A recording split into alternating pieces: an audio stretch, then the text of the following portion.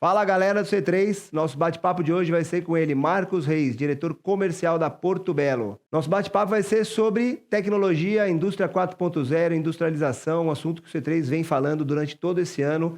E o Marcos, um grande entusiasta na tecnologia, vai ser muito bom esse bate-papo. Não percam.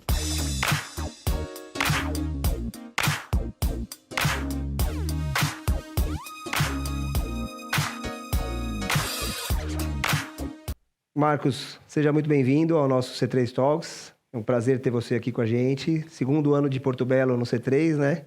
Segundo ano, é legal. A gente que agradece, Zagallo, acho que é uma oportunidade, tem sido uma oportunidade, acho que tem sido uma parceria muito bacana aí a Porto Belo com o C3. Sem dúvida nenhuma, sucesso nos 2 anos, apesar da pandemia, né? Pois é, se foi sucesso já no ano de pandemia e agora também, que seja mais por muitos anos, né? Claro, estamos torcendo por isso, sem dúvida nenhuma. Legal.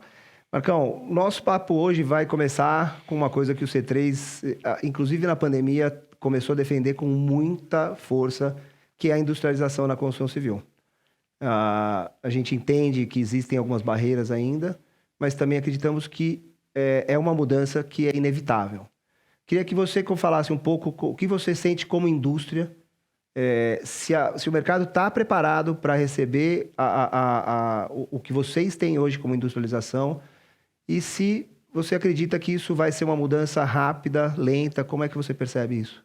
Legal, vamos lá. Bom, primeiro, acho que a gente demorou um pouquinho a entrar no tema, no conceito da construção 4.0, né? Isso está sendo muito mais provocado por nossos clientes, que efetivamente tem sido uma iniciativa do fornecedor. Quando a gente olha um pouquinho construção 4.0, né, baseado lá na revolução, no quarto estágio de revolução industrial, eu acho que na construção civil, inclusive, essa turma está um pouquinho antes, né? Eu penso que, no caso das incorporadoras, das construtoras, acho que a gente precisa evoluir da indústria de transformação para uma indústria mais montadora, fazendo uma analogia com o mercado automobilístico, né? E nesse sentido, eu penso que o fornecedor, nós fabricantes, a gente tem um papel fundamental, né? Porque essa história de ser uma indústria mais produtiva, mais automatizada, com processos mais claros, concisos, há uma dependência muito grande da cadeia. Então, ou você tem uma aderência, ou o teu fornecedor está nesse jogo com você, ou não está. Portanto, acho que o fabricante tem um papel essencial aí. Eu acho ainda que o mercado está engatinhando, acho que ainda os nossos clientes, acho que as construtoras e incorporadoras estão engatinhando nesse processo. E por que eu digo isso? Porque isso é muito forte no Sudeste, mais especificamente em São Paulo. E ainda, Brasil afora, esse é um tema que acho que ainda está muito no desejo, mas como tudo, São Paulo acaba, de alguma forma, puxando todos esses movimentos de forma inovadora, depois o Brasil segue, de alguma forma, se adaptando a isso. Sim. Então, você acredita que São Paulo já iniciou esse movimento e que vai acabar puxando os outros estados? Ah, sim, eu não tenho muita dúvida disso. Você tem alguns influenciadores em São Paulo que, às vezes, eles são menos presentes nos outros estados brasileiros quando se fala da construção civil. Sim. Nós aqui no C3, vocês aqui no C3, conversam com vários desses influenciadores, né? Que muitos chamam de os consultores, as pessoas que impactam os sistemas construtivos de forma inovadora, né? Dá para citar aí uns 2 ou 3, o pessoal da Aratal, o próprio Marmo aqui. Sim. Então, esses são realmente, eles são provocadores e aceleradores desse processo. Por isso, acho que São Paulo está na frente, acho que o tema em São Paulo já é parte do cotidiano. Alguns já adotaram, outros ainda estudando, desejando, mas de qualquer forma, nós, fabricantes e fornecedores, para viabilizar a construção 4.0, a gente vai ter que abraçar o tema e vai ter que se inserir dentro desse processo de aprendizado, né? Com certeza. A gente tem acompanhado, sim, como eu te disse, a gente lançou o movimento Brasil Viável, que é totalmente a favor da indústria 4.0. A gente percebe essa ambição dos construtores de São Paulo de terem isso, percebe o movimento inicial, mas também percebe que as barreiras são muito grandes, né? Então, a gente tem infinitas barreiras aí, como barreiras fiscais, barreiras trabalhistas, são várias as barreiras que são colocadas. Uma delas, fundamental, é planejamento e prazo, cronograma de obra, né? Isso é a base da indústria 4.0. Se a gente não iniciar com um bom planejamento, não tiver um bom pré-projeto, tudo isso vai por água abaixo. Como é que vocês da Porto Belo hoje estão preparados para conseguir participar desse pré-projeto, para poder ajudar o construtor nessa fase fundamental da indústria? Bom, primeiro, antes de mais nada, é preciso entender se o fabricante ou fornecedor da construção civil enxerga a distribuição para esse mercado de forma estratégica. O fabricante ou fornecedor não pode participar desse mercado entendendo que ele é mercado regulador. Acho que primeiro é isso. Tá? Chuva ou sol, você tem que estar alinhado com o futuro desse mercado, né? Porque você quer atendê-lo de forma frequente, cotidiana, né? O teu dia a dia. Não pode ter soluços, como qualquer outro mercado, como varejo e por aí vai. A partir do momento que você entende isso e você trabalha dessa forma, a tua experiência e a nossa experiência, que enxerga esse mercado como mercado estratégico, já é, de longe, entender as dores dos nossos clientes, dos consultores. Então, essa parte logística, de cadeia, de planejamento, de prazos, já é parte do nosso cotidiano. A gente tem uma experiência vasta com isso, né? Lembro que há pouco tempo atrás, inclusive, a gente trouxe uma consultoria para dentro da Porto Belo que tentou entender um pouco mais quais eram essas dores e necessidades de cada canal, qual a vocação de cada canal. E lembro que no caso específico da engenharia, por exemplo, das construtoras, eu não posso falhar e entregar o produto na data correta. No varejo, eu preciso entregar ele rápido. Não, na engenharia, eu preciso me comprometer com o cronograma. Eu não posso falhar. Cada um tem um comportamento. Sem dúvida nenhuma. E, obviamente, que tudo isso depende de conexão e integração entre vocês, fabricantes, e o consumidor, a construtora, a incorporadora, até os escritórios de arquitetura. Isso vem muito de encontro com o que o C3 propõe, que é o relacionamento com esses caras. Como é que vocês estão lidando com isso? Qual a parte qual a estrutura que vocês oferecem hoje para poder realmente escutar esses caras, conseguir se integrar, conectar com eles e juntos, que é a grande saída, né? Juntos trazer essas soluções? Eu acho que a forma de enxergar essa relação com o mercado, com os nossos clientes, é enxergar o projeto, né? Qualquer ciclo nesse mercado é longo, seja o ciclo, inclusive, econômico, quanto o ciclo de construção. Então, a tua entrada dentro de um projeto, ela acontece em tempo de projeto. Então, muitas vezes, para viabilizar, vamos lá. Acho que para participar da construção 4.0, cada vez mais você vai ter que ofertar mais. E para mim, isso é solução completa. Solução completa, para mim, não é entregar uma placa cerâmica, mas eu tenho que ir além. Eu tenho que entregar um sistema. E, quiçá, eu tenho que entregar, muitas vezes, lá na frente, um ambiente pronto para que ele seja parte do todo. Para isso, eu tenho que chegar antes, eu tenho que chegar no projeto, eu tenho que chegar quando o escritório, de alguma forma, está concebendo. Porque se dentro desse projeto vai ter uma fachada ventilada, por exemplo, é muito tarde, se eu chego em tempo de construção. A Inês é morta, então eu preciso chegar antes. E os agentes dessa cadeia são os mais diversos possíveis. Eu tenho que me relacionar com o escritório, com os arquitetos.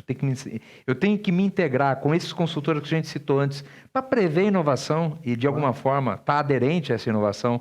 Depois vem, claro, a construtora. Eu tenho que estar dentro da obra, porque eu tenho que olhar logística, os prazos que você comentou. E não só isso, eu tenho que ir com o cliente até o final, até a entrega da obra.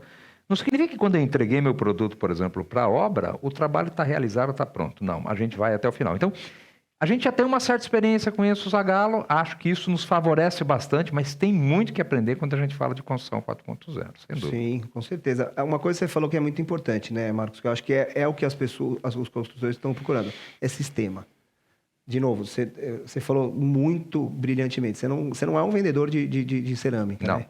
Cada vez mais você tem que ser um vendedor de solução. Eu vou até mais longe um pouco. Talvez, acho que eu até conversando uma vez com o Alessandro, acho que vocês já fazem um pouco isso de fazer a logística reversa, de fazer, fabricar, instalar e tirar o resíduo de dentro da obra, né? Para que o consultor tenha uma relação só. Vocês têm essa capacidade também? A gente faz uma série de pilotos já na construção civil. Como eu disse, se você enxerga isso como mercado estratégico, se você chegar depois atrasado, fatalmente você vai ser coadjuvante nesse processo. Nossa ideia é ser protagonista.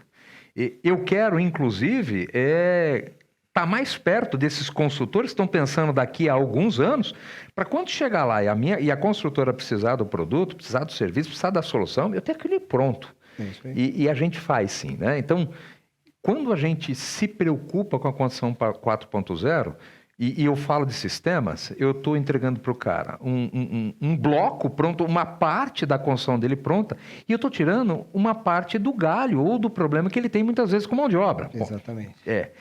Estou melhorando o prazo e, de alguma forma, estou construindo um ambiente ou sistema em paralelo com a obra, então eu dou saltos em termos de tempo para ele que são fundamentais para a realização do lucro, de quando a obra começa a receber dinheiro e investimento. Né? Uhum. E tem uma parte também que eu preciso pensar que está ligada à construção 4.0. Esse tema do ESG é fundamental para o meu cliente. Como é que eu, de alguma forma, acabo me inserindo nessa história? Então, logística reversa, claro, Exato. eu preciso resolver resíduos para o cara. E como vou ter que resolver daqui a pouco, ele vai me pedir, cara, me faz o tracking aí da tua cadeia de produção, né? Exatamente. Como é que, desde que você extrai o produto, como é que você deixa o meio ambiente lá e tal? São todas questões que estão relacionadas com o tema e que a gente já está discutindo há algum tempo. Então, é isso que eu queria entender. Vocês já estão discutindo e já estão preparadíssimos para isso, como, por exemplo, fazer entrega paletizada por andar. Vocês estão prontos para esses sistemas? A gente está pilotando alguns exercícios com os nossos clientes. Eu acho que muita coisa a gente já consegue fazer. Eu diria para você que talvez a gente já consiga fazer um pouco mais do que o mercado está demandando. Mas na concepção, o estado da arte da construção 4.0, eu acho que a gente ainda está um pouquinho distante. Mas eu acho que a gente está no caminho certo. Tem vontade para fazer, estamos testando o modelo, acho que a gente chega lá. O 4.0 mesmo, Marco, a gente sabe que vai demorar um pouco para chegar, né? Só a gente se inspira no nosso amigo Marmo, né? Ele é o caçador da indústria 4.0. E ele fala que a gente ainda está na 2.0. Então, óbvio que a indústria não poderia estar pronta para um mercado que ainda não é recorrente, né? Claro. Mas o fato de ver que vocês já estão à frente de todo o mercado é muito gratificante. Claro, claro. Eu não posso estar na frente do meu cliente, porque quem vai demandar tudo isso é ele. Exatamente. Eu preciso, como você disse, estar preparado quando a demanda surgir. E como tem uma coisa de construção em conjunto, eu acho que a gente está no timing certo. Muitas vezes, se eu incubar algo dentro da fábrica, pode ser que isso não atenda o meu cliente. E mais, quando a gente fala nesse tema, ele tem muito de personalização da coisa, né? Muito, às vezes, caso a caso ou cliente a cliente. Eu vou ter que desenvolver soluções customizadas daqui para frente. Então, acho que a gente está para e passo com os clientes. O importante é que a gente não está parado, a gente está fazendo uma série de testes, está pilotando isso com alguns clientes e acho que a gente vai evoluir cada vez mais de forma mais rápida. É muito inteligente, Marcos. Isso tem que ser desenvolvimento contínuo, né? Você falou também, mais uma vez, um negócio importante. Não adianta você criar um negócio e aí, a hora que você vai mostrar, os caras falam, para que você criou isso? Ninguém vai usar, né? Então a criação ela tem que ser realmente conjunta. E aí eu te pergunto, o papel hoje do construtor, o papel da incorporadora, o que você acha que eles precisariam fazer a mais para poder alavancar e incentivar uma velocidade maior para a gente chegar nisso? Olha, bom, claro, antes de mais nada, né, essa sinalização de que eles, de alguma forma, estão caminhando para lá, o fornecedor tem que estar antenado com isso, tem que se preparar para isso. Então, essa sinalização já é uma forma de provocar a cadeia reversa, o fabricante e o fornecedor, para que, de alguma forma, ele evolua nesse sentido. Outro ponto é que, cada vez mais, essas relações da construtora com os fabricantes, com os fornecedores, hoje ela tem o pilar de sustentação baseado em preço, orçamento, mais competitivo ou não. Essas relações elas têm que evoluir um pouquinho mais, né? Tem que evoluir para essa história de solução completa também. Claro, o orçamento, o preço tem que ser sempre competitivo.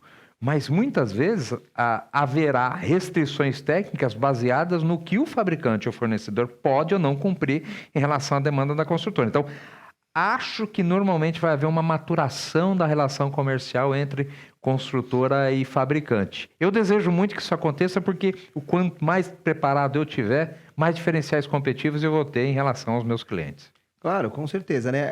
Se a construtora não tiver lado a lado com vocês, de novo, a relação fica solta, né? Então, eu acredito que a construtora tem que fazer o papel dela junto da indústria. Se os dois correrem paralelos, e como você falou, se a construtora pensar só em custo, né, naquela linha do custo, nada vai andar nunca. Então, o ideal é que a gente pense no bloco do custo, né, não na linha. Isso cada vez mais é uma relação de longo prazo, né? É uma relação mais matrimonial, se a gente pudesse fazer uma analogia. Com certeza. Ela não pode ser efêmera ao passo de ser baseada em tempo de orçamento e fechamento das negociações. Tem que começar, conforme você disse, lá no projeto, com outro agente que, de alguma forma, ele impacta a cadeia em tempo de projeto, arquiteto e tal, e tem que passar pela negociação, mas tem que ir até a logística reversa, na obra ou na finalização da obra. É uma relação de longo prazo, ela tem que ser uma relação diferente da que acontece hoje na maioria dos casos, né? Sim, eu sinto que a grande evolução que vai ter é quando as próprias áreas das construtoras passarem a se integrar mais, né? Eu percebo que produto tem uma ambição, aí projeto já diminui um pouco, aí chega em suprimentos, aquela ambição vai lá para baixo, né? Vai para o fundo do poço.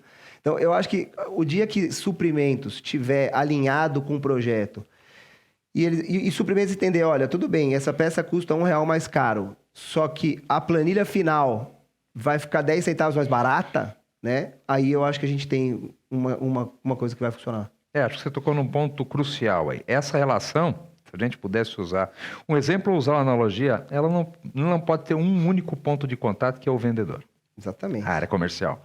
Cada vez mais empresas, né, fabricantes e construtoras, incorporadoras, têm que ter áreas maiores de contato. Os departamentos técnicos do fornecedor têm que ter acesso aos departamentos técnicos. Ou seja, você amplia a área de contato, amplia a solução e a empresa toda atendendo o seu cliente. E não só, tudo passa por um vendedor que não é especialista, ele é um generalista, né? Então, você de alguma forma perde alguma coisa nessa relação. Tem que ampliar a área de contato. É isso aí. Marcão, assim, falando de construção 4.0,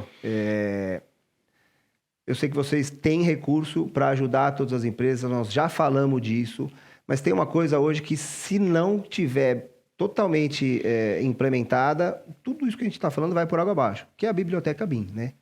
Se o projetista não iniciar um projeto 4D, né, 3D, modulável, praticamente é impossível implementar uma industrialização. Como é que vocês estão hoje com relação à assessoria ao cliente no projeto em BIM? Tecnologia acho que é parte do conceito que a gente está discutindo aqui hoje, né? Acho que essas coisas não vão caminhar sem isso, né? A gente tem a biblioteca, tem o nosso banco lá, que abastece os softwares que de alguma forma fazem parte aí do processo de planejamento com mais tecnologia da construtora. A gente precisa, a atualização desses bancos ainda é feita de forma muito amadora, a gente precisa dar um passo a mais na atualização, mas o banco já existe. O que a gente precisa agora é de melhorá-lo, de dar manutenção, de dar foco. E a gente, além do banco, tem outras ferramentas digitais que auxiliam também a turma no tema, né? A gente tem, por exemplo, um aplicativo que está baseado na especificação em aderência com a norma de desempenho. Então, esse aplicativo, de alguma forma, para o segmento, para a construtora, ele evita que a construtora faça especificações que, de alguma forma, ferem a norma. Uhum. É claro que você tem ali um repositório com conteúdo sobre a norma de desempenho, mas é um calhamaço de informações ali. Então, ali você tem não dá. Então, você tem um aplicativo ali que facilita, simplifica o acesso da construtora para que ela não erre na especificação. E além de BIM, do especificador, a gente chama de especificador virtual, esse aplicativo e tal, outras soluções vão ter que surgir. Acho que a tecnologia, o digital, assim como o tema ESG, eles são, de alguma forma, plataformas ou vetores para que esse tema aí avance, saia do 2.0 do mármore e caminhe para o 4.0 tão desejado aí. Legal. Cara, assim, é um tema que eu podia passar horas conversando com você, mas nosso tempo é curto. Então, eu queria saber de vocês. A Lê me contou que vocês estão no Parque Global e hoje quem está no Parque Global está à frente, né? É um dos principais empreendimentos de São Paulo. E queria que vocês soltassem um spoiler aí pra gente. O que vocês estão pondo lá? O que vai ter de produto Porto Belo? Como é que tá essa relação com a ABN? A gente todo mundo que passa na Marginal olhava do lado direito e olhava aquilo que seria no futuro o Parque Global, falava, pô, quando isso... O Parque Global é um projeto de muito tempo, né? Tem uma expectativa grande da cidade para o projeto. E quando ele, de alguma forma, foi mostrado de forma mais clara, a gente falou, opa, é maior até do que as nossas expectativas acusavam. Foi muito trabalhado para estar dentro do Parque Global, mas não só pela escala. Você tem a parte residencial com apartamentos de altíssimo padrão, tu tem uma parte comercial onde engloba um shopping center, um hospital, uma parte voltada à inovação, né? A parte de corporate offices voltada a uma incubadora de inovação e tal. Me parece até que o metrô, de alguma forma, vai fazer algo diferente ali para dentro do parque. Não tem nenhum segredo aí, quem for visitar lá o plantão, quem for visitar a parte de vendas lá vai entender isso, mas o Parque Global para São Paulo, hoje, aliás, a gente fala não só sobre o Parque Global, São Paulo voltou para o dia a dia da construção civil, para a arquitetura, com uma série de obras icônicas. E o Parque Global é uma delas, não só pela escala, mas por ser um complexo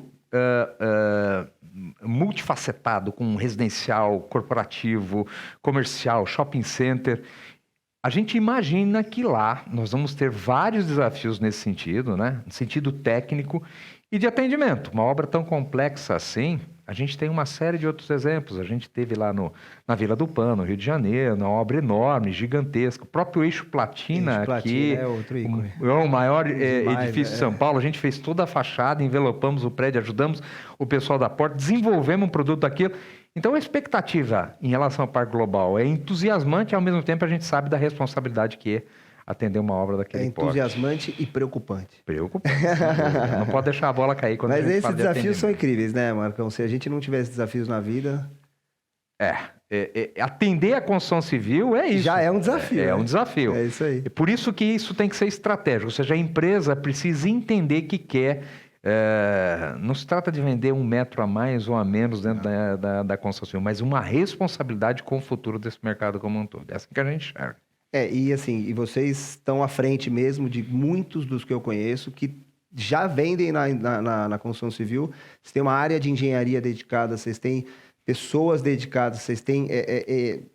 a estrutura da equipe de engenharia mostra que vocês realmente têm essa veia e não vieram para brincar. Não, e conforme você disse, dedicado. Todo mundo lá é focado, tem o seu cotidiano totalmente direcionado para esse setor, para esse canal de distribuição, para as necessidades desses clientes. Tem uma área técnica, tem áreas mais comerciais, mas todas estão ali para prover solução para o mercado da engenharia, como a gente chama. Isso é importante demais para o nosso consumidor. Legal.